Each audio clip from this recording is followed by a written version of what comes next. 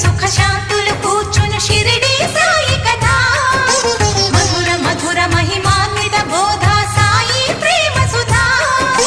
పారాయణతో సకల జనులకి భారాలను తొలగించే గాథ పారాయణతో సకల జనులకి భారాలను తొలగించే గాథ సిరులను సగి సుఖ శాంతులు కూర్చును షిరిడి సాయి కథ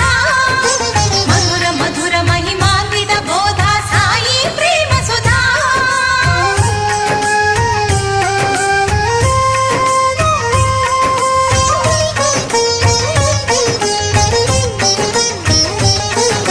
షిరిడి గ్రామంలో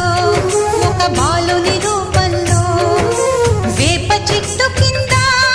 వేదాంతిగా కనిపించాడు తన వెలుగును ప్రసరించాడు పగలూరే ధ్యానం పరమాత్మునిలో లీనం పగలూరే ధ్యానం పరమాత్మునిలో